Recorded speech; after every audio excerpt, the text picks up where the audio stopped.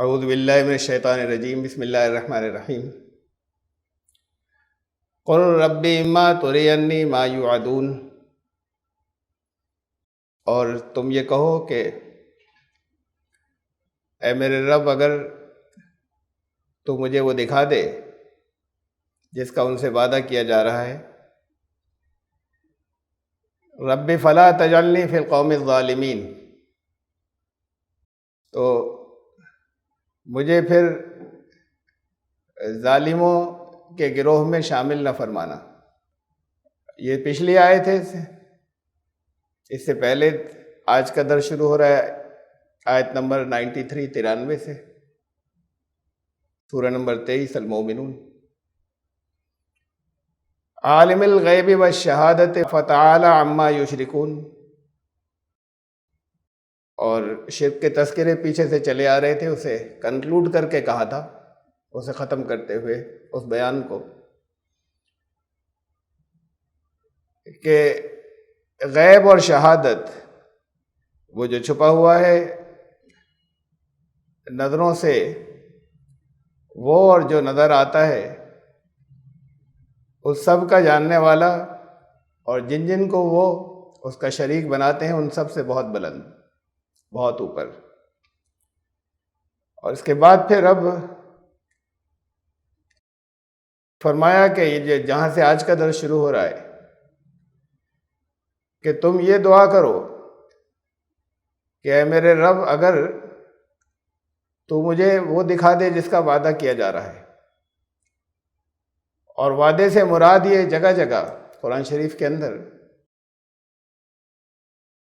جسے ہم اردو میں وعید کہتے ہیں وہ ہے،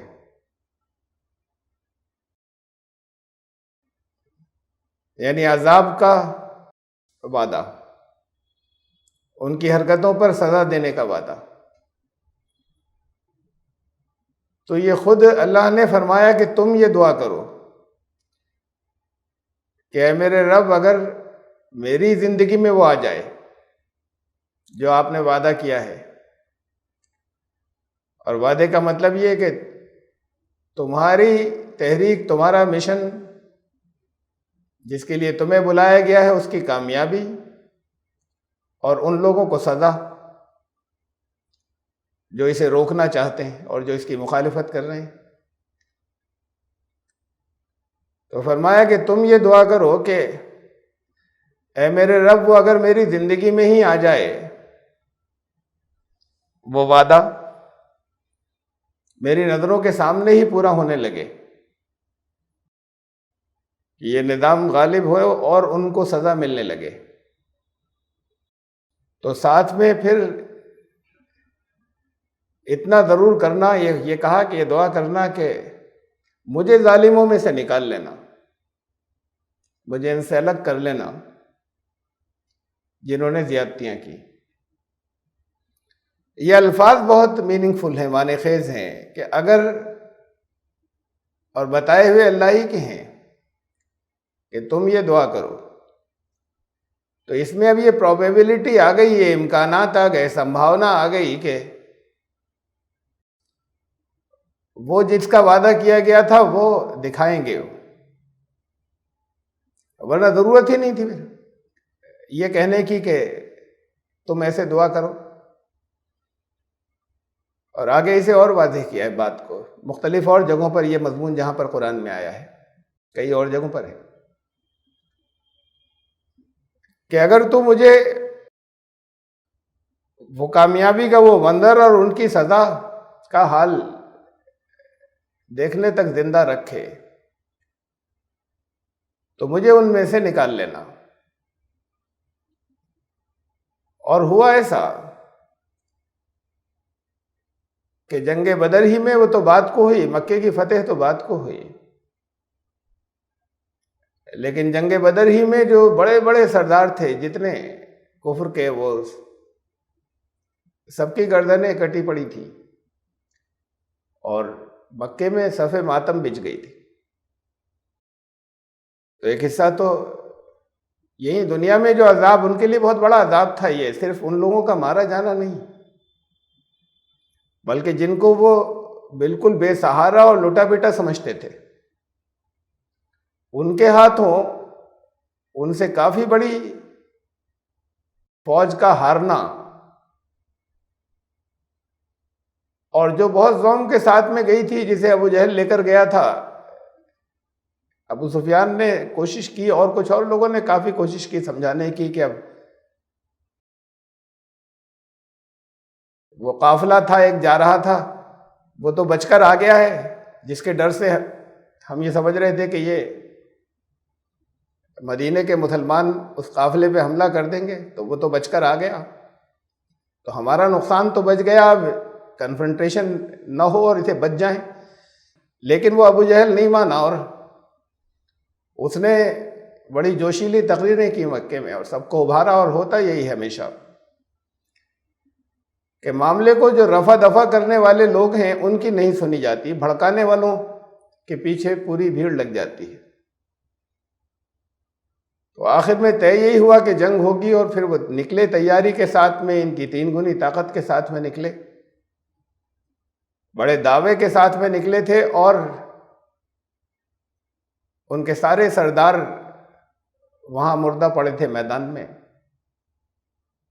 تو مکے میں گھر گھر میں ماتم تھا، تو وہ وعدہ تو آ گیا، سزا تو یہیں سے شروع ہو گئی تھی۔ بڑی اذیت، یعنی بڑی تکلیف کا، وہ بڑی مینٹل ٹارچر کا بھی تھا وہ ماحول ان کے لیے، ان کے ایک ایک گھر کے لیے۔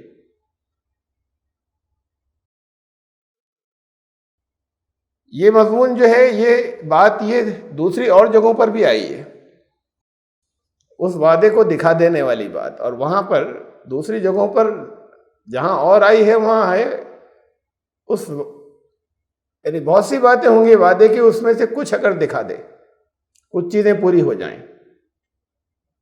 یہ سورہ رعد کی آیت ہے، آیت نمبر 40، وَإِمَّا نُرِيَنَّكَ بَعْضَ الَّذِي نَعِدُهُمْ أَوْ نَتَوَفَّيَنَّكَ فَإِنَّمَا عَلَيْكَ الْبَلَاغُ وَعَلَيْنَا الْحِسَابُ۔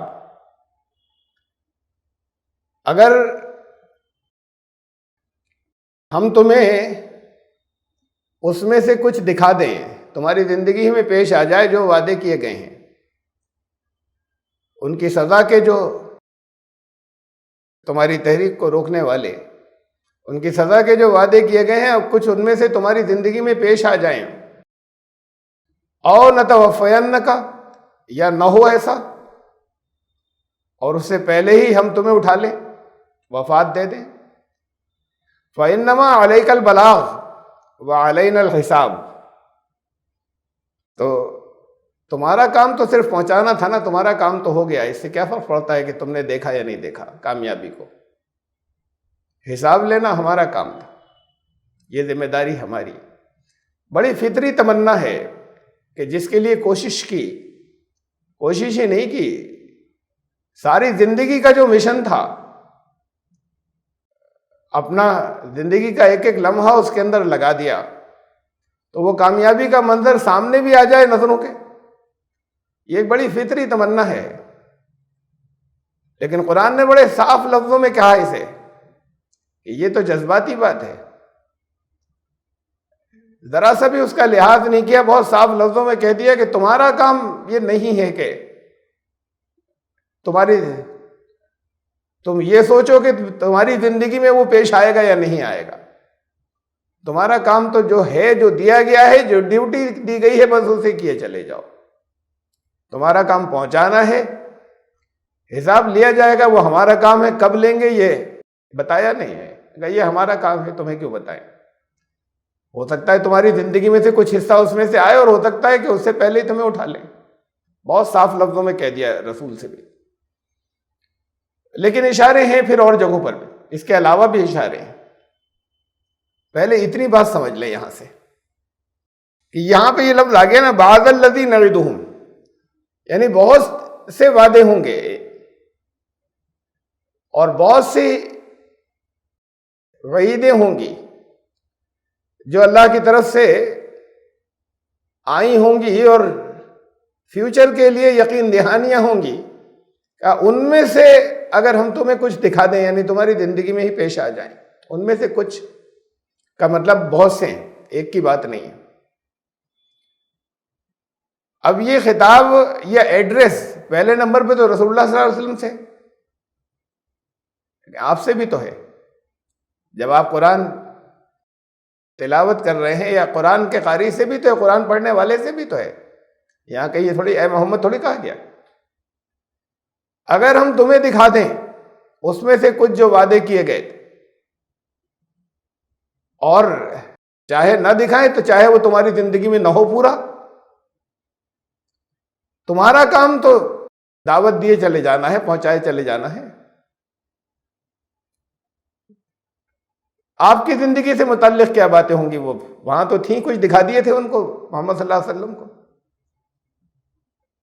ان کی حیات میں ہی، زندگی میں ہی ان کی پسپائی، ان کے پیچھے ہٹنا اور ان کا آگے بڑھ جانا، ایک نظام کا ایک حصے کے اندر قائم ہو جانا، یہ سب دکھا دیا تھا. اور پھر اس کے بعد زندگی کے بعد چلی بہت سی باتیں، جسے زبان سے فرمایا تھا، کہا تھا قیصر و کسریٰ کے کنگن تمہارے ہاتھوں میں دیکھ رہا ہوں. تو یہ واقعات پیش آئے بات کو کہ ایک عورت چلے گی ایک حصے سے سلطنت کے اور دوسرے حصے تک چلی جائے گی اور اس کو کسی کا ڈر نہیں ہوگا، اور تنہا چلی جائے گی، اکیلی چلی جا رہی ہوگی اور اس کو سوائے خدا کے کسی سے کوئی ڈر نہیں ہوگا. وہ دور بھی آئے گا. تو اب یہ بھی بات کو آیا، بہت سی باتیں بتائی تھی، وہ سب بات کو آئیں، بہت سا حصہ زندگی میں آ گیا. لیکن یہاں خطاب آپ سے بھی ہے نا. آپ سے کون سے وعدے ہیں جس کے بارے میں آپ یہ سوچیں یا یہ طے کریں کہ اللہ نے جن کے لیے آپ سے کہا کہ اگر ہم تمہیں تمہاری زندگی میں ہی دکھا دیں، اور وعدے پھر سمجھ لیں، وعدے یہاں پر اصلاً وعدہ کہا گیا ہے وہ لوگ جو ساتھ نہیں دے رہے ہیں یا مخالفت کر رہے ہیں ان پر عذاب یا ان کی پکڑ، کہ اگر تمہیں تمہاری زندگی میں دکھا دیں یا تمہیں اٹھا لیں، تم تو کام کیے چلے جاؤ، اس سے تمہیں کیا. تو آپ کا کام کیا ہے آج کے دور میں، اور کہاں پریشانیاں ہیں اور کہاں مسائل ہیں، اور کیا اللہ کے وعدے ہیں. بہت سی چیزیں ہیں جو اس دور کے بارے میں آپ غور کر سکتے ہیں، جس کے بارے میں جس کے لیے اللہ کی طرف سے کچھ چیزیں فائنل آ چکی کہ ایسا تو ہوگا. مثلا یہ بات تو آ چکی آخری طور پر اور فائنل آج ہے. قرآن نے کہہ دی تھی، رسول اللہ صلی اللہ علیہ وسلم نے فرما دی تھی کہ دین ایک ایک خیمے میں داخل ہوگا دنیا کے. یہ بھی ایک وعدہ ہے. اور پھر کسی کو عزت دیتا ہوا اور کسی کو ذلیل کرتا ہوا، کسی کو اس سے عزت ملے گی اور دین تو داخل ہوگا، لیکن کچھ لوگ جو نہیں چاہیں گے وہ ذلیل ہوں گے، اس کے باوجود داخل ہوگا. اس کے علاوہ بھی اور کیا کیا ہے. دیکھیے، یہ ایک عذاب کی خبر یہ بھی، اور اس کے تذکرے میں آپ کے سامنے بہت آ چکے ہیں، اور یہ کن لوگوں پر عذاب کی بات ہے اسے بھی غور کیجیے گا. ان وعدوں میں سے ایک یہ سورہ حج آیت نمبر 47 وَيَسْتَعْجِلُونَكَ بِالْعَذَابِ، یا عذاب کی جلدی کر رہے ہیں. وَلَن يُخْلِفَ اللَّهُ وَعْدَهُ، اور اللہ اپنے وعدے کے خلاف کرے گا نہیں.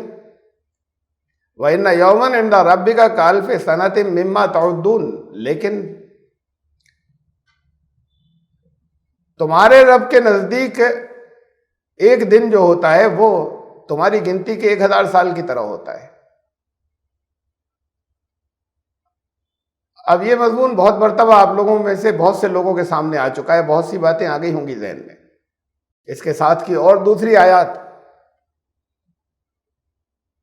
کہ اللہ کا ایک دن 1000 سال کا ہوتا ہے، اللہ کا ایک نظام. سورہ سجدہ کی آیت نمبر 5، پھر سورہ سبا کی 34ویں سورت، جس میں کہا گیا کہ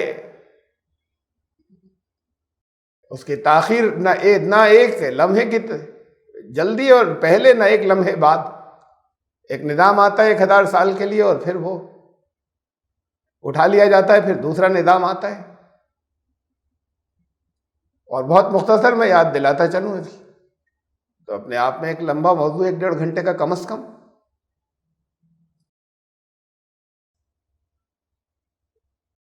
کہ ابو داؤد کی حدیث ہے، رسول اللہ صلی اللہ علیہ وسلم سے حضرت سعد بن ابی وقاص سے روایت ہے کہ رسول اللہ صلی اللہ علیہ وسلم نے فرمایا کہ میں اپنی امت کے لیے میں اپنے پروردگار سے یہ امید رکھتا ہوں کہ وہ میری امت اس کی نظر میں اتنی عاجز اور اتنی بے وقت، اتنی ذلیل اور اتنی تچھ تو نہیں ہو جائے گی کہ وہ اس کو آدھے دن کی اور مہلت نہ دے دے۔ پوچھا گیا آدھے دن کا مطلب؟ کہا آدھے دن کا مطلب 500 سال، یعنی اس امت کے لیے 500 سال کا ایکسٹینشن۔ تو پھر 15، یہ بھی عذاب کے ذیل میں ہے نا حدیث، کہ میں اپنے پروردگار سے یہ امید رکھتا ہوں کہ وہ میری امت کو تو آدھے دن کی اور مہلت دے دے گا۔ مہلت کس چیز سے لی جاتی ہے؟ کسی سزا سے نا۔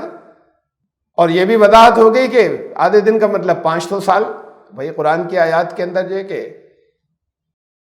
1000 سال میں کوئی عذاب آنا تھا، 500 سال رسول اللہ صلی اللہ علیہ وسلم نے فرمایا کہ مجھے اپنے رب سے، اپنے پروردگار سے یہ امید ہے کہ میری امت کے لیے تو ایکسٹینشن ہو جائے گا 500 سال کا، تو 1500 سال ہو گئے۔ کس عذاب کا ذکر ہے 1500 سال میں؟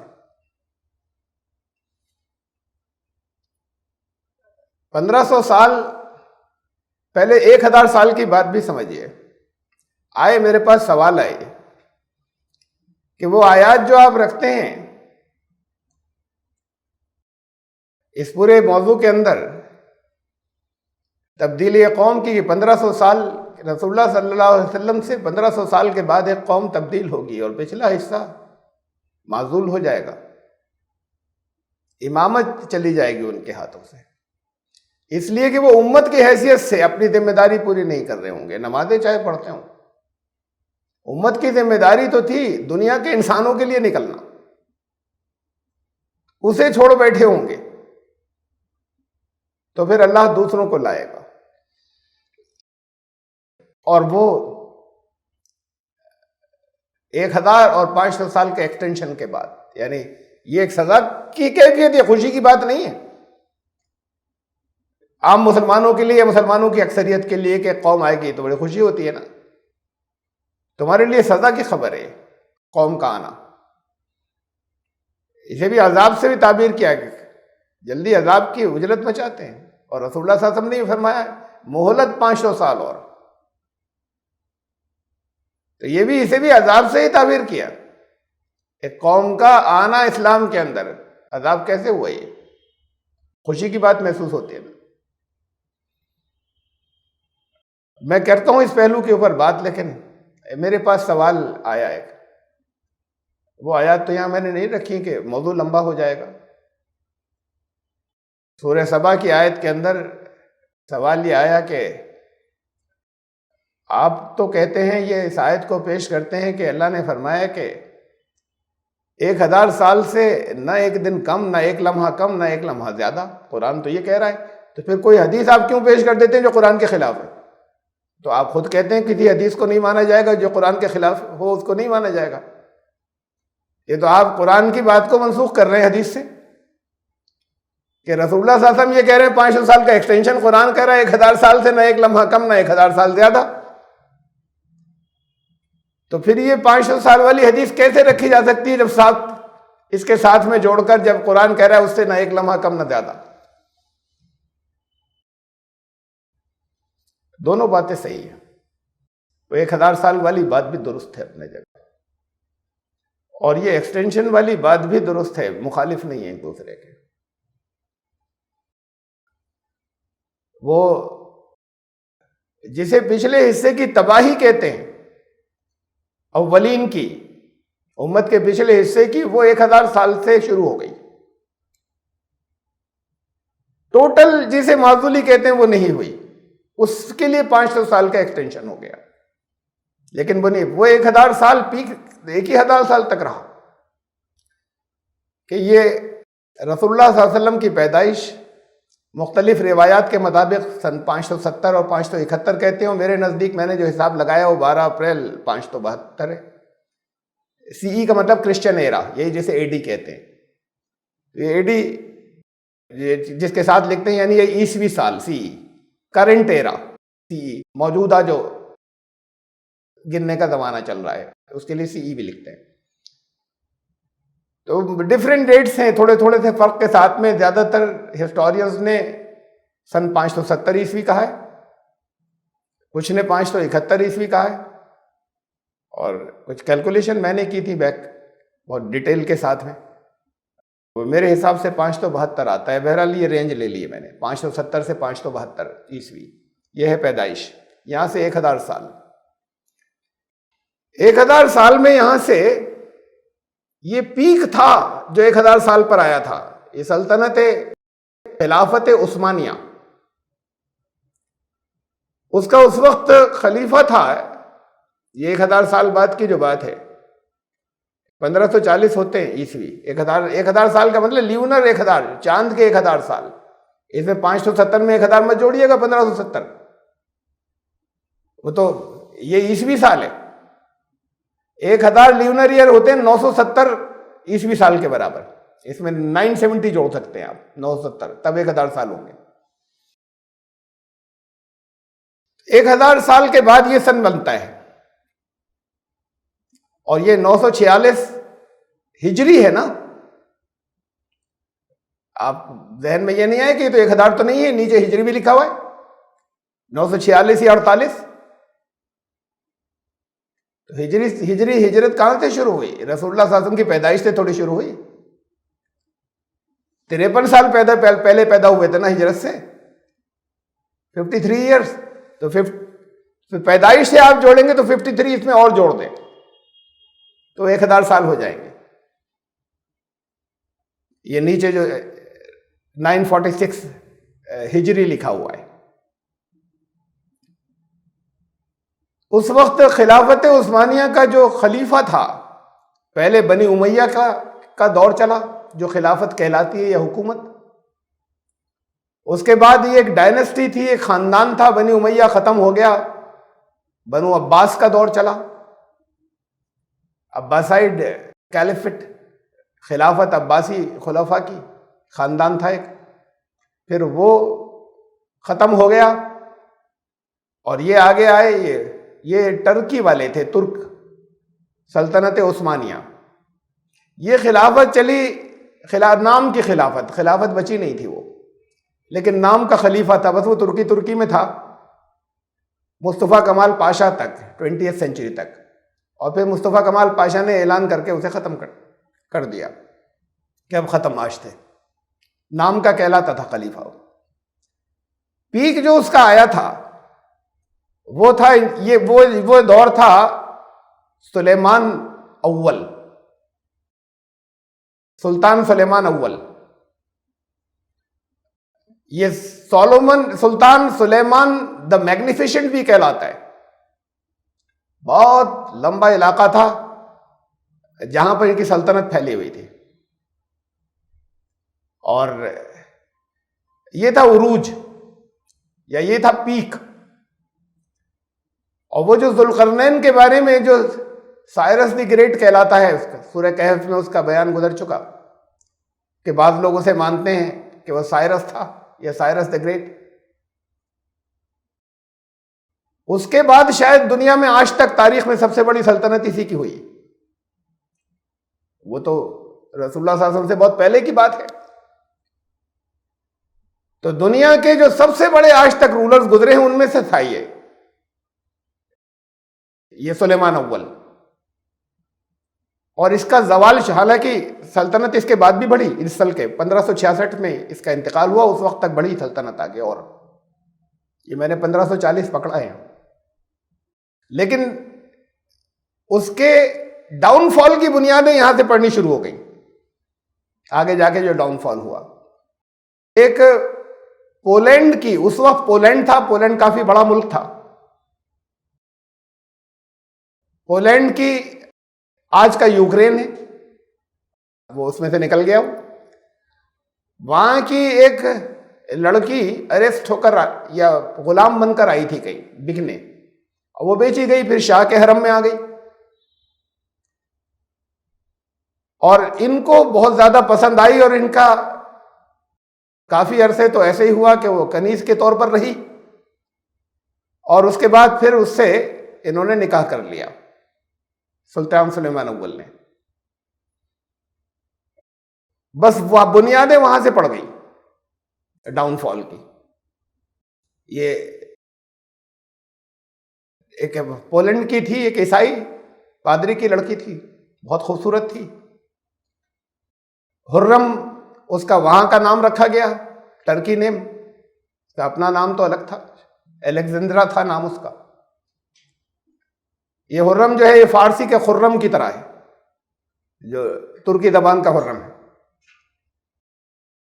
تو حرم سلطان اس کا نام رکھا گیا. پھر اس سے ایک لڑکا ہوا سلیم، اور بھی ہوئے. یہ سلیم بعد کو ان کے بعد پھر خلیفہ ہوا. ہونا چاہیے تھا بڑے لڑکے کو، بڑا لڑکا تھا مصطفیٰ پہلی بیوی سے، لیکن یہ بہت زیادہ سلطان کی منہ چڑھی بن گئی. اور بہت سی چیزیں پہلی بار ہوئی میں اسلام میں، ان کی ترکوں کی عثمانی سلطنت کی تاریخ میں یہ پہلی بار ہوا تھا کسی یورپین لڑکی سے شادی کی. یہ بھی پہلی بار ہوا تھا کہ کنیز تھی اور اس کو نکاح میں لے آئے، ورنہ کنیز حرم میں رہتی تھی اور اس سے نکاح کیا. یہ بھی تاریخ میں پہلی بار ہوا. ان کی ساری روایات کے خلاف، لیکن پاور اتنی تھی سلطان کی کہ پھر اس کے خلاف کوئی بغاوت نہیں ہوئی، یا لوگوں نے خاموشی برداشت کر لیا. حکومت بہت بڑی تھی. افریقہ کا بہت بڑا حصہ، یورپ کا بہت بڑا حصہ، ادھر ہنگری آسٹریا تک سب ان کے پاس تھا. اور یہ عرب ممالک تھے، ایشیا کا کافی حصہ، ایران کا بھی کافی حصہ، جتنے حصے میں اس کی سلطنت پھیلی ہوئی تھی. اور ایسی نہیں تھی خالی، یہ ان کی طرح نہیں تھا سکندر کی طرح اور آگے بڑھے کچھ علاقے فتح کرتے گئے، پیچھے کی کوئی زیادہ خبر نہیں. بڑا کنٹرول تھا زبردست ایک ہی جگہ بیٹھ کر اس سارے علاقے کے اوپر. یعنی یہ وہ ان میں سے ہے کہ یہ مسلمان خلیفہ یا مسلم رولر، جن کی برٹش ہسٹورینز نے یا عیسائی اتہاس کاروں نے، عیسائی کرسچن ہسٹورینز نے تعریفیں کی ہیں. اس کو سلیمان قانونی بھی کہتے ہیں. یہ قانون بھی ترکی میں بولا جاتا ہے، یہ لفظ جو آپ کے یہاں قانون اردو میں ہے، کہ اس نے پہلی مرتبہ اس طرح کے قانون جو جاری کیے پورے مملکت کے لیے یا پورے علاقے کے لیے، جو سب جگہ ایک یونیفارم تھے اس کے ایریے میں، ایسا پہلے کبھی نہیں ہوا تھا اتنے بڑے ایریے کے اندر. تو بہت اچھا کنٹرول تھا، بہت اچھا لا اینڈ آرڈر تھا، اور رعایا خوش تھی اتنے بڑے علاقے میں، اور ہر جگہ کی خبر تھی اور ہر جگہ پر کنٹرول تھا اتنے بڑے علاقے میں. افریقہ اور ایشیا اور یورپ، اس زمانے میں کوئی آج کل دور کا کمیونیکیشن نہیں. اس میں یہ جو عورت آئی ساتھ، یہ ان کے ذہن پہ چھاتی چلی گئی، اور پھر انہوں نے، سلطان نے اپنے بڑے لڑکے کو قتل کیا، وہ جو ولی عہد تھا یا اس کے بعد وہ خلیفہ ہوتا، مصطفیٰ نام تھا اس کا، اسے انہوں نے قتل کیا. اور پھر اس کی سیاست، بے پناہ سیاست میں دخل اس کا بڑھتا چلا گیا، اور اپنے لڑکے کو اس نے پھر خلیفہ بنوایا، سلیم کو. اور اس کا لقب ہی، جو یہ لوگ، یہ کرسچن ہسٹورینز جو لکھتے ہیں، عیسائی اتہاسکار، سلیم دا ڈرنکرڈ، سلیم پیکڑ. پھر وہ عیش و عشرت میں ہر وقت اپنے پینے پلانے کے اندر وہ ساری زندگی اس کا، یہ تو زبردست کنٹرول کا تھا اتنے بڑے علاقے کے. اتنی، یہ تو سب جیت کر لیے تھے اس نے خود. اور اس نے سب اس کے، وہ یہ تھا کہ بس وہاں سے پھر وہ ختم ہونا شروع ہوا اس کے پاس جانے کے بعد، اور اس کو خلیفہ بنوایا گیا. بہت سے اور 2 لڑکوں کو بھی مارا گیا. اور پھر بہت سی سیاستیں بڑی لمبی ہیں کہ اس کی اپنی لڑکی تھی، تو داماد جو تھا اس کا نام رستم تھا، اسے وزیر اعظم بنوایا اس نے، خرم نے. اور اس سے بڑی فلمیں بنی ہیں وہاں پر، بہت سی فلمیں بنی ہیں، یورپ میں بھی بنی ہیں، ترکی میں بھی بنی ہیں، اس سلطان پر اور اس عورت کے اوپر. اور بڑا ایک ہیروئن کے اور اس کے انداز میں اس کو بڑا، یعنی ایسے پیش کیا جاتا ہے کہ ایک لو افیئر کی داستان، یا اس کو ایک بڑی اچھی ہیروئن کے، ورنہ اصل میں تو یہ تھا کہ بس وہیں سے خاتمہ اسٹارٹ ہو گیا. اس نے ایسا ان کے ذہن پہ قبضہ کر لیا تھا. اور پھر وہاں سے 500 سال وہاں سے 500 سال یہ وہی سال آ رہا ہے جو آپ کو دیا جاتا ہے، یہ 500 سال کا ایکسٹینشن۔ تو یہ 1000 سال والی بات قرآن کی درست ہے کہ 1000 سال کا عذاب کے عذاب کی بنیادیں وہاں آ گئیں، پیک وہاں پر آ گیا، جو زینت تھا، جو آخری انتہا تھی، وہاں آ گئی، وہاں سے شروع ہو گیا، جسے عذاب کی شروعات ہو گئی بنیادیں۔ ہاں یہ ایکسٹینشن کا مطلب یہ کہ سب کچھ فوراً ہی بدل نہیں دیا گیا، بدلاؤ چل رہا ہے وہاں سے یہاں تک۔ یہ 500 سال کا ایکسٹینشن دیا گیا کہ اس بیچ میں سمجھ جاؤ، اور پھر 500 سال کے بعد کی وہی جو تاریخیں، جو حساب آپ کے آتے ہیں وہ یہ ہے، اس کے 500 سال کے بعد یہ ہے اس کی سلطنت۔ اور یہ بھی جیسے آج خادمین حرمین شریفین کہلاتے ہیں، وہ خادمین حرمین شریفین تھے اس وقت، ترکی کے سلیمان، اور یہ سب علاقہ پولینڈ اور ہنگری اور آسٹریا اور کے بہت بڑا علاقہ، اور سب اناطولیہ کا اور سیریا، اور یہ سارا علاقہ جو تھا اس کے پاس، تو یہ بہت اتنی بڑی سلطنت دنیا میں چند کی ہوئی کسی کی، یہاں تک یہ اسلامی سلطنت چلی تھی۔ یہ تب کی بات ہے جب اسپین چھن چکا تھا، یہ وہ تو بنو امیہ کے دور کے اندر ہی، یہ اس وقت کی بات ہے، تب اس کے بعد یہ اتنے آگے بڑھے تھے۔ اور یہ ہیں وہ سلطان، جب ان کے جو نوجوانی کے فوٹوز ہیں یا تصویریں ہیں، وہ تو پھر اس وقت کی تصویروں سے بنے ہوں گے اب تک، اس میں داڑھی بہت چھوٹی چھوٹی تھی کالی، پھر یہ بات کو تو، اور یہ وہ ہے ملکہ، یہ جہاں سے جس کے آنے کے بعد سے زوال شروع ہوا تھا۔ دیکھیے یہ عذاب کی بات کہی میں نے سورہ مائدہ کے اندر یاد دہانی کے لیے، اسے عذاب کیوں کہا جائے کسی قوم کے آنے کو؟ ایک قوم آ رہی ہے پوری، خوشی کی بات ہے نا، اسے عذاب کیوں کہا جائے گا؟ اس قوم کا آنا مشروط ہے اس بات سے، کنڈیشنل ہے اس بات سے کہ جو اولین ہے یا امت کا پہلے کا حصہ ہے، اس کو یہ مانا جائے گا کہ اب یہ اللہ کی نظروں سے گر گئے، اس لیے لایا جا رہا ہے۔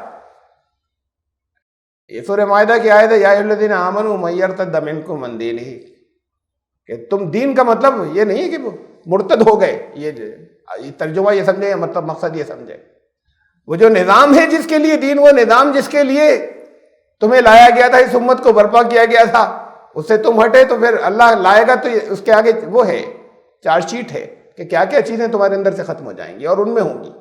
اللہ ایک قوم کو لائے گا تو یہ چیزیں ان کے اندر ہوں گی، چونکہ ختم ہو چکی ہوں گی اس لیے اللہ لائے گا، تم میں سے ختم ہو گئی ہوں گی۔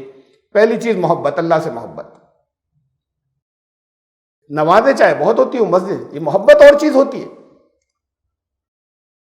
عادت کی نمازیں ہوں گی، بہت بڑھ جائیں گی، محبت میں تو ایک بے چینی ہوتی ہے، یاد ہوتی ہے، تو وہ اللہ سے محبت کرنے والے لوگ ہوں گے۔ فرقے نہیں بنائیں گے، ایک دوسرے کے خلاف مناظرے نہیں کریں گے، اذلۃ علی المؤمنین کے لیے بہت نرم دل ہوں گے ان کے۔ یہاں تو فرقے بڑھتے چلے جا رہے ہیں، اور سب کی شدتیں بھی بڑھتی چلی جا رہی ہیں۔ جو ہمارے سامنے ہمارے بچپن میں جو تھیں، یہ فرقے بھی کم تھے، اور ان کی شدتیں بھی آپس میں اتنی نہیں تھیں۔ اب ان کی شدتیں بھی بے پناہ ہر ایک کی بڑھ رہی ہیں، یہ کسی ایک گروپ کی نہیں، سب کی بڑھتی چلی جا رہی ہیں۔ تو یہ ایمان لانے والوں کے لیے نرم کہاں ہوئے، یہ تو ایک دوسرے کے گلے پکڑنے والے، نوچ کے کھا جانے والے، کہ اگر تباہ ہو ایک گروپ تو دوسرا خوش ہو، اور تباہ کرنے والوں کو اور ساتھ دینا شروع کر دے، چاہے وہ بھی مخالف ہو، دشمن، ان کا ساتھ دینا شروع کر دے کہ انہیں تباہ کروا دو۔ تو وہ ایمان لانے والوں کے لیے بہت نرم ہوں گے، اور ان سے کوئی کمپرومائز نہیں کریں گے۔ جن پر کافر کا تو آپ مطلب جانتے ہیں نا، وہ نہیں جسے یہاں پر فتوے میں کافر کہتے ہیں، قرآن نے جیسے کافر کہا ہے، جن پر پوری حجت ہر طریقے سے پوری ہو چکی ہو دعوت کی، اور پھر وہ مخالفت کرتے ہو، تو پھر ان سے بچ کر نہیں، نہ کمپرومائز کریں گے نہ پیچھے ہٹیں گے، ان کے معاملے میں سخت ہوں گے۔ یجاہدون فی سبیل اللہ، اللہ کے راستے میں نکلنے کے معاملے میں، ولا یخافون لومۃ لائم، کسی کی ملامت کی پرواہ نہیں کریں گے، کوئی فکر نہیں اس بات کی کہ گھر والے کیا کہتے ہیں، پیرنٹس کیا کہتے ہیں، وائف کیا کہتی ہے، یا ہسبینڈ کیا کہتے ہیں، یا بچے کیا کہتے ہیں، کسی کی کوئی پرواہ نہیں کریں گے۔ تو یہ چیزیں ہوں گی جو نہیں بچی ہوں گی، اور یہ اس قوم میں آئیں گی۔ دوسری جگہ دیکھیں جہاں قوم کی تبدیلی کا ذکر کیا ہے، وَإِن تَتَوَلَّوْا، جب تم پیٹ پھیر لو گے۔ پیٹ پھیرنا کس سے؟ اس سے پہلے ایک تو کنٹیکسٹ کو اگر ہم لیں، جو تذکرہ چل رہا ہے، تمہارے اندر بخل آ جائے گا، اس سے پہلے تذکرہ جہاں آیت کا یہ حصہ جو لیا اس سے پہلے جو ذکر چل رہا ہے، تمہارے اندر بخل آ جائے گا، کنجوسی آ جائے گی، مال کی محبت آ جائے گی۔ کتنے غریب ہیں چاروں طرف مسلمان دنیا کا، کچھ ملکوں کے پاس بہت پیسہ ہو گیا درمیان میں، تو وہ بے پناہ عیاشیوں کے اندر سارا اڑا رہے ہیں۔ ان کا پیسہ اگر لگتا تو سارے مسلمان جو ہیں دنیا کے باقی ساری کمیونٹیز سے اوپر ہوتے، اگر ان کے لیے لگتا تو ان کے لیے نہیں لگتا۔ کہاں لگتا ہے؟ اب یہ ان کی اپنی مصلحت ہے۔ یہ تو پورے دنیا کے ملکوں کی بات ہوئی۔ یہ کتنی دفعہ میں نے یہ بات رکھی آپ کے سامنے، آپ کو یاد ہوگی۔ یہ ہر ملک کے الگ بھی پوزیشن یہی ہے کہ یہاں پر اگر ہندوستان کے اندر آج صرف باقی چیزیں چھوڑیے، صرف زکوٰۃ اگر صحیح جگہ پر صحیح دینے لگے لوگ اور صحیح جگہ خرچ ہونے لگے تو غریب نہیں ملے گا۔ یہاں 8 سال میں نہیں ملے گا، وہاں بھی 8 سال میں نہیں ملا تھا، یہاں بھی 8 سال میں ختم ہو گیا غربت۔ غریب نظر نہیں آئے گا۔ اور غریب کا مطلب کیا ہے؟ یہ تو بڑے ذلیل کو کہتے ہیں غریب، جو یہاں کے جو پیمانے دیتے ہیں پاورٹی لائن، یہ جسے غریبی ریکھا اسلام نے جتنے اوپر رکھی ہے کہ غریب کون کہلائے گا؟ اپنی ضرورتیں پوری کرنے کے بعد، جس کے پاس 7.5 تولہ سونے کے برابر کیپٹل ہو، اگر نہ ہو تو وہ غریب ہے۔ اپنی ضرورتیں پوری کرنے کے بعد اسپیئر کیپٹل، اسپیئر سے مطلب کام میں لگایا ہوا ہو، چاہے بزنس میں لگایا ہوا ہو، اس کا مال وغیرہ ملا کر جو نیڈ، جو ضرورتیں ہوتی ہیں، جو اپنے استعمال کی ضرورتوں سے الگ ہٹ کر کاروباری پیسہ یا رکھا ہوا یا کاروباری، یہ ملا کر 7.5 تولے سونے کے برابر 2.25 لاکھ روپے کے قریب اگر کسی کے پاس اپنی ضرورتیں پوری کرنے کے بعد اگر نہیں ہے تو غریب ہے اسلام کی نظر میں، اسے زکوٰۃ دی جائے گی۔ یہ نہیں بچے گا کوئی یہاں 8 سال میں۔ اگر زکوٰۃ جانے لگے، جن کو زکوٰۃ کہی گئی تھی انہیں جانے لگے اور سب دینے لگے جن کو دینا چاہیے، تو پھر بخل نہیں ہے؟ سب سے زیادہ بخل تو انہی میں ہے۔ جو آتا ہے وہ لوگ لے جاتے ہیں، جو مذہبی پیشوا ہیں، جو ریلیجس لیڈرز ہیں وہ لے جاتے ہیں، اور ان کو نہیں ملتا، ان تک نہیں پہنچتا، جو غریب ہیں ان تک نہیں پہنچتا، انہیں نہیں ملتا۔ جتنا آتا ہے وہ لوگ لے جاتے ہیں۔ تو پھر دیکھ تو دینے والے کم، ٹیکس پلاننگ کی طرح پلاننگ ہوتی ہے، مسائل پوچھے جاتے ہیں کہ اگر وہ لڑکے کے اتنے دیے ہیں، اس کے یوں کر کے رکھے ہیں، اس کے نام درا تک کیا تھا، تو بتائیے مطلب زکوٰۃ کیا دونوں کے پیسے ملا کر جڑے گی یا اکیلے میرے کی جڑے گی؟ یہ ٹیکس پلاننگ کی طرح کہ کیسے بچا لیا جائے۔ یہ وہ ہیں جو دینے والے ہیں، جو نہیں دیتے ان کی تو بات ہی الگ ہے۔ تو دینے والے بھی اس میں پلاننگ کرتے ہیں کہ کتنی بچ جائے، اس کے اندر کتنا حصہ بچ جائے۔ اور پھر ویلفیئر کے کاموں میں آپ اپنے اس ملک کی بات دیکھیے، ہندوستان کی ساری کمیونٹی سے پیچھے ہے نہیں ہے جنرل، اگر لوگوں کی مدد کرنے میں، باقی دوسری کمیونٹی سے سب سے عام پبلک کے جو پبلک ویلفیئر کے کام ہیں، اس میں کوئی ہندو مسلمان نہیں دیکھا جائے، جس میں مسلمان کرتے ہیں دوسرے کرتے ہیں، اور صرف اس کی اپنی صرف پرٹیکولر کمیونٹی کی میں صرف ریمائنڈ کرا رہا ہوں۔ میں پہلے سنا چکا ہوں چیزیں، اس لیے کہ ہم تو وہاں پہ ریلیف ورک میں جا چکے نا، ایسی جگہ پر گئے، ایسی جگہ پر وہاں کشمیر میں جہاں پر عجیب وہ جو زلزلہ تھا، عجیب و غریب تھا وہ 2005 والا، حیرت کہ اس کے اندر ایک غیر مسلم نہیں مرا تھا۔ کم ہے وہاں غیر مسلم، ویلی کے اندر 3% ہے، لیکن کوئی ایک بھی نہیں مرا بھائی، سارے مسلمان۔ اور جب سارے مسلمان تھے تو ایڈ بھی مسلمانوں کے پاس سے جانی چاہیے نا۔ 80% ایڈ غیر مسلموں کے پاس سے آ رہی تھی، سرکاری چھوڑ کر جو پرائیویٹ تھی، اور کشمیر سے سب سے کم۔ ہمیں یہ کہنے والے ملے جہاں ہم لینے جاتے تھے، ہمیں لوٹنے کی کوشش کرتے تھے، سامان خریدتے ہوئے ہمیں لوٹنے کی، زیادہ سے زیادہ ان سے لے لیں۔ کہا بھائی ان لوگوں کے لیے لے رہے ہیں، ارے ہوگا، یہ تو اسی قابل تھے، اچھا وہ مرے، یہ وہاں کے رہنے والے کہتے تھے۔ تو یہ معذول نہیں ہوں گے،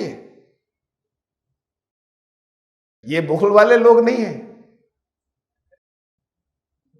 کہا پھر دیکھ لیجیے اور آگے. یہ تو بات ہوئی اور پھر جنرل جب تم پیٹ پھیر لو گے. وَإِن تَتَوَلَّوْا، یہ خوشی کی خبر نہیں ہے. قوم کی تبدیلی جو ہے وہ تو ہونی ہے، بتایا گیا ہے قوم بدل کر آئے گی پوری، لیکن خوشی کی خبر نہیں ہے، یہ عذاب کی خبر ہے کہ اللہ کے نظر میں تم وہ ہوگے جو جسے اللہ نے یہ سمجھ لیا ہوگا کہ پیٹ پھیر لی انہوں نے. کس چیز سے پھیر لی؟ میں پھر یاد دلا دوں. انڈیویجول انفرادی ذمہ داری تو ہر ایک کی یہ ہے کہ بندے بن کر رہے ہیں. اجتماعی ذمہ داری کیا ہے؟ کنتم خیر امت اخرجت للناس، پہلا لفظ یہ تھا، دنیا کے انسانوں کے لیے لایا گیا تھا امت کو، مسلمانوں کے لیے نہیں. یہ اگر چھوڑ دیا تھا تو پیٹ پھیر لی تھی. یستبدل قوما غیرکم، تو اللہ تبدیل کر کے ایک دوسری قوم لائے گا. ثم لا یکونوا امثالکم، وہ تم جیسے نہیں ہوں گے. یہ ساری وہ چیزیں ہیں نا جو بیزاری کی ہیں. یہ فقرے بیزاری کے ہیں نہیں اللہ کی طرف سے. وہ تم جیسے نہیں ہوں گے، تم سے تو اب ہٹانے ہی کا بس دل چاہ رہا ہے، اس لیے لایا جائے گا. اور دیکھ لیجئے، اللہ تنفروا، تم نہیں اگر نکلے دین کے لیے، دین کی سربلندی کے لیے، یعذبکم عذابا علیما، تمہاری زندگی تو درد بن جائے گی. وَيَسْتَبْدِلْ قَوْمًا غَيْرَكُمْ، اور اللہ تبدیل کر کے دوسری لاگے. تو یہ سب جگہ کنڈیشنل ہے. یہ جہاں جائے قوم کی تبدیلی کا ذکر کیا گیا، ہر جگہ مشروط ہے کہ تم اس قابل نہیں بچو گے تب لایا جائے گا. یہ عذاب کی خبر ہے. عذاب کا مطلب صرف یہ بھی بہت سے موضوعات میں آ چکا ہے. عذاب کا مطلب یہی نہیں ہوتا کہ ایسا ہوا کہ سب لوگ ختم ہو گئے. عذاب کی کتنی طرح کی شکلیں ہوتی ہیں. یہ گر گئے اللہ کی نظروں سے، اس لیے لایا جائے گا. تمہارا دین اللہ کے نظروں کے اندر، چاہے وہ نمازیں پڑھتے ہو، لیکن وہ نہیں بچے گا جو کچھ چاہا تھا. تو پھر اللہ دوسروں کو لائے گا. یہ عذاب کی خبر. اب اس کے بعد یہ دیکھیے پھر ان آیات کو. یہ دوسری جگہ کی کئی جگہ آئی ہیں. اگر تمہیں دکھا دیں، وَإِمَّا نُرِيَنَّكَ بَعْضَ الَّذِي نَعِدُهُمْ، اور وہ جس کا وعدہ کیا گیا تھا ان سے اگر اس کا کچھ حصہ دکھا دیں تمہاری زندگی میں پیش آ جائے، اور نَتَوَفَّيَنَّكَ، یا تمہارے اٹھانے جانے کے بعد، تمہیں وفات آنے کے، تمہارے وفات کے بعد دکھائیں ہم، وہ وعدہ پورا کریں. فَإِلَيْنَا مَرْجِعُهُمْ، آئیں گے. ہمارے قانون کا تو سامنا کرنا ہے انہیں بھی. اس سے کیا فرق پڑتا ہے؟ اس سے پہلے آ چکی نا آئے جس میں کہا گیا تھا تمہارا کام تو پہنچانا ہے، حساب ہم لیں گے. یہاں فرمایا کہ ہمارے قانون کا تو انہیں سامنا کرنا ہی ہے. اس سے کیا ہوتا ہے کہ تم ہو یا نہ ہو. ثم اللہ شہید علی ما یفعلون، اور پھر اللہ جو ہے وہ جو کچھ بھی وہ کرتے ہیں یا کریں گے، اللہ اس کے اوپر شاہد ہے. فَإِمَّا، یہ دوسری جگہ پھر سورہ زخرف میں، فَإِمَّا نَذْهَبَنَّ بِكَ فَإِنَّا مِنْهُمْ مُنْتَقِمُونَ، اگر تمہیں اٹھا لے ہم دنیا سے تو ان سے تو پھر بھی بدلہ لیں گے. بدلہ لیں گے کا مطلب ان کو جو کچھ ان کے اعمال ہیں اس کا بدلہ انہیں دیا جائے گا، چاہے تم نہ رہو اس وقت. اور نُرِيَنَّكَ الَّذِي وَعَدْنَاهُمْ، یا جو ہم نے ان وعید ہماری گئی ہوئی ہے ان کی طرف، یا ہم تمہیں دکھا دیں، یعنی تمہاری زندگی میں پیش آ جائے. تو یہ ہے وہ چیز جسے میں کہہ رہا تھا کہ آپ سے کیا وعدہ ہے. آپ کے طور کے لیے خالی رسول اللہ صلی اللہ علیہ وسلم کو خطاب کیوں مانتے ہیں؟ ایڈریس آپ سے ایڈریس ہے. تو یہ جو بار بار کہا جا رہا ہے، ایک جگہ نہیں بہت سی جگہ کہا جا رہا ہے کہ اگر ہم دکھا دیں تمہیں، تمہاری زندگی میں لے آئیں اس کا کچھ حصہ، اس کا مطلب آپ میں سے کچھ بہت سے لوگوں کی زندگی میں آئے گا. فَإِنَّا عَلَيْهِمْ مُقْتَدِرُونَ، ہماری تو قدرت پورے طریقے سے ان کے اوپر ہے حاوی، ہم دکھا بھی سکتے ہیں اس میں کا کچھ حصہ تمہیں. فَاسْتَمْسِكْ بِالَّذِي أُوحِيَ إِلَيْكَ، تو تم اس میں مت پڑو. تم ہو سکتا ہے کہ ہم دکھا دیں تمہاری زندگی میں آئے، لیکن تم تو تمسک کرتے رہو جو وحی اللہ کی طرف سے آئی ہے، تمہارے پاس پہنچی ہے، تم بس اس سے چمٹے رہو. إِنَّكَ عَلَىٰ صِرَاطٍ مُسْتَقِيمٍ، تو تم سیدھے راستے کے اوپر ہوگے. پھر وَإِنَّا عَلَىٰ أَن نُرِيَكَ مَا نَعِدُهُمْ لَقَادِرُونَ، اور تمہیں ہم اس پر جو ان سے وعدہ کیا ہے اس پر ہمیں یقیناً قدرت ہے کہ ہم تمہیں بھی کچھ حصہ تمہاری زندگی میں وہ واقعہ پیش آ جائے اور تمہیں اس کا کچھ حصہ دکھا دیں جو وعدے ہم نے کیے ہیں ان سے.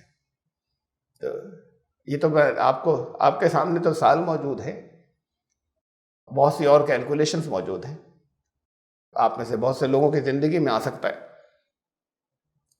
ادفع باللتی، تمہیں کیا کرنا ہے؟ ادفع باللتی ہی احسن السیئہ، دونوں گروپوں کے ساتھ میں، وہ بھی کہ جن کی وجہ سے یہ قوم لائی جا رہی ہے جن کے اندر یہ جو مسلم نہیں بچے طرح طرح کے فرقوں میں بٹ گئے، مسلم نام کے لیے بھی تیار نہیں ہے،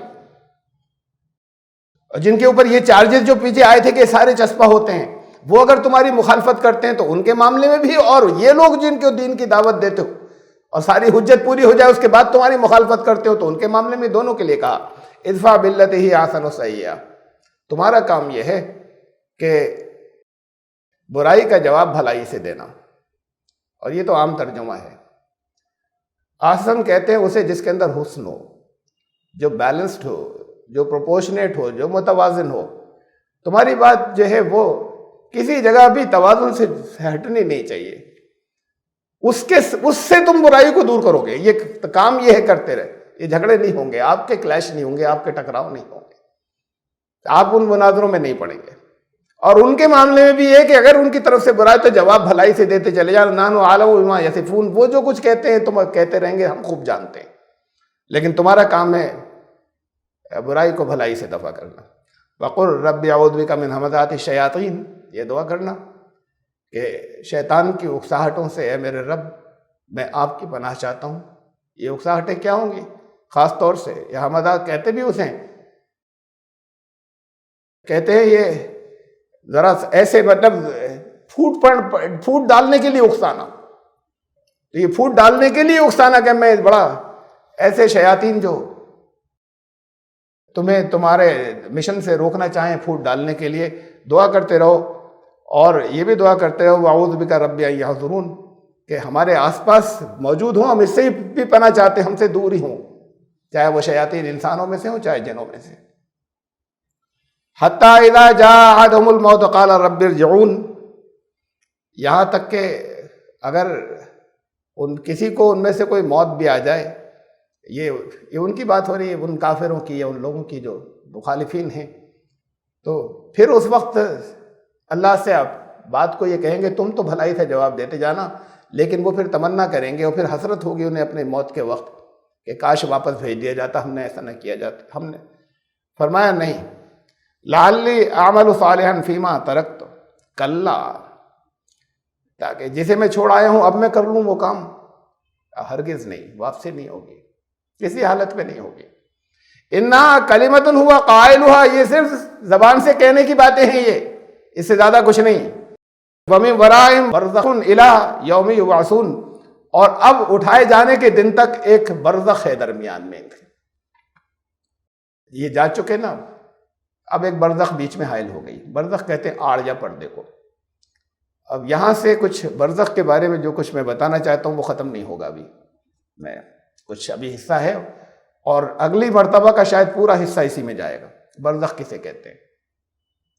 قرآن شریف میں یہ ایک ہی جگہ آیا ہے یہ صرف لفظ برزخ مرنے کے بعد کی زندگی کے معاملے میں، ورنہ وہ دو دریاؤں کے بیچ کی آڑ، اس کے لیے لفظ برزخ آیا ہے دو جگہ، سورہ رحمان میں آیا، سورہ فرقان میں آیا۔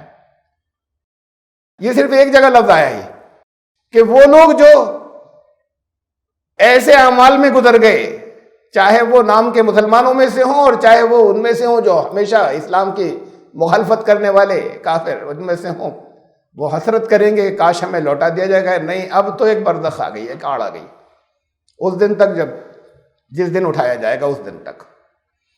اس سے ہمارے یہاں لفظ چلے ہیں عالم برزخ، جو بولا جاتا ہے اس لفظ سے، عالم برزخ۔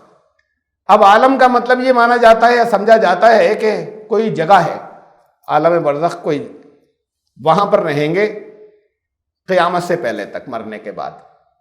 اس پہ بڑی بحثیں ہیں، اور بہت سے یہ الگ الگ مسلک یا فرقے ہیں، ان کی بڑی موٹی موٹی کتابیں، اور آپس میں بڑی بحثیں ہیں، بڑی بحثیں اور بڑے منازعے اور بڑی ایک دوسرے کی بڑی تلخ الفاظ میں کاٹ، بڑے، اور بہت ایسے تصورات ہیں اس میں، اور سب کو تو میں یہاں رکھ بھی نہیں سکتا۔ لیکن جب یہ بہت برزخ اپنے آپ میں ایک اہم موضوع ہے، اس لیے کچھ تفصیل تو آپ کو اس کی معلوم ہونی چاہیے۔ مثلاً یہ کہ برزخ کے بارے میں، برزخ ایک آڑ یا پردہ۔ اب یہ عالم برزخ اور عالم قبر کیا ایک ہی بھی چیز ہے؟ بھئی مرنے کے بعد قبر میں گئے نا، اور کہا مرنے کے بعد یہ عالم برزخ شروع ہو رہا ہے وہاں تک، قیامت کے دن تک، تو عالم قبر اور عالم برزخ پھر قبر میں احادیث ہیں کتنی موجود، اور عذاب اور حساب، بہت سے اور سوال جواب جو قبر میں ہوں گے. اب اس پر الگ الگ طرح کے تصورات ہیں، اس میں بہت بحثیں ہیں آپس میں. اب اس میں کچھ لوگ تو یہ کہتے ہیں کہ نہیں، عالم قبر الگ ہے اور عالم برزخ الگ ہے، اور یہ برزخ تو وہاں ہے آسمانوں کے اوپر. جو نیک لوگوں کی ارواح ہیں وہ کہتے ہیں وہ علیین میں جائیں گی. یہ انہوں نے ابن قیم نے لکھا کتاب الروح میں، اور ابن حجر نے لکھا، بڑے اتنے بڑے بڑے جسے اسٹیل وارڈز کہتے ہیں، مینار، ان لوگوں نے کہ نیک لوگوں کی روحیں جو ہیں ان کا ٹھکانہ علیین ہے، اور جو 7ویں آسمان کے اوپر ہے. اور جو برے لوگ ہیں ان کی روحیں جو ہیں وہ سجین میں ہوں گی، جو 7ویں زمین کے نیچے ہے.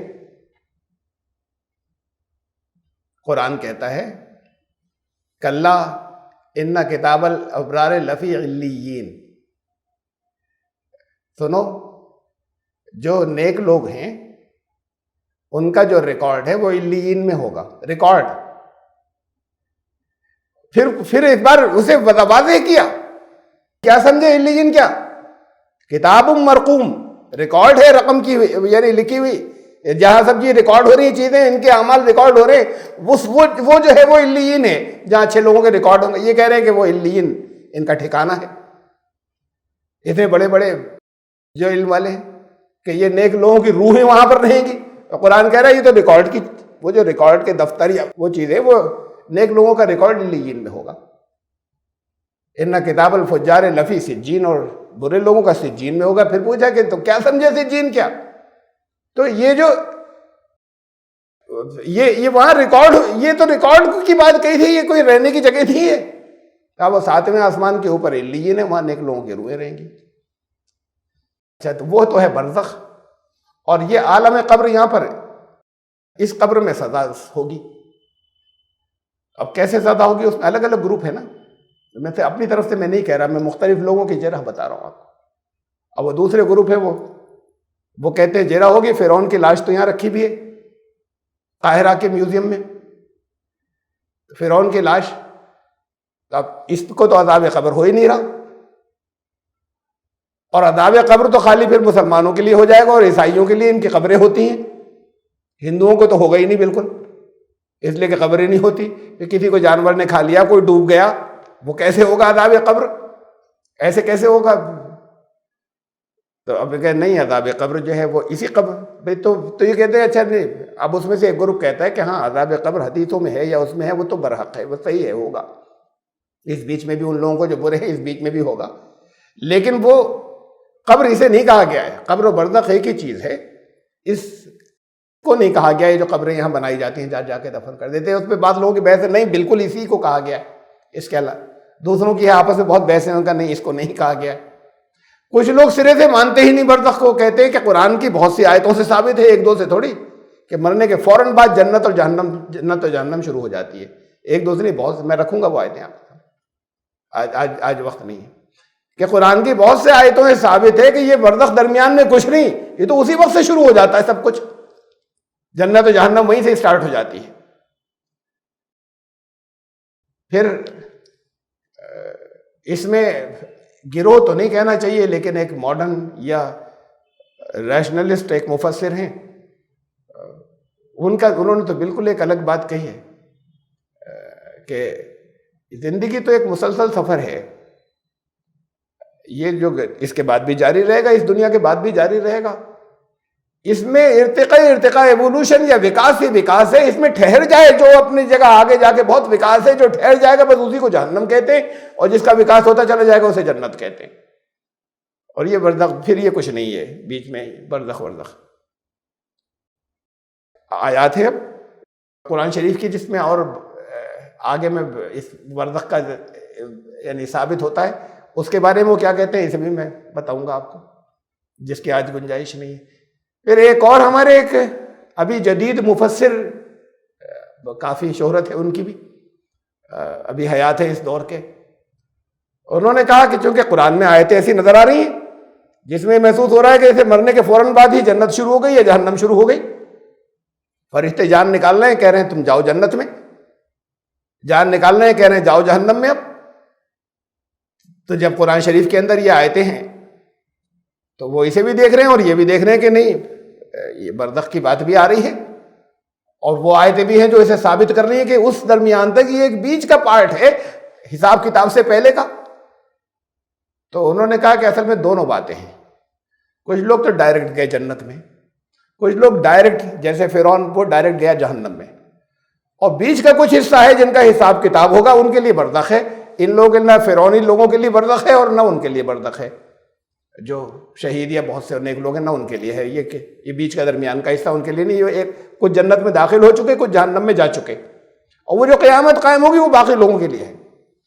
اب انہوں نے یہ کہا، ابھی مشہور آدمی ہے، اب یہ اتنی بہت سی باتیں ہو گئی، اور بھی ہیں کچھ،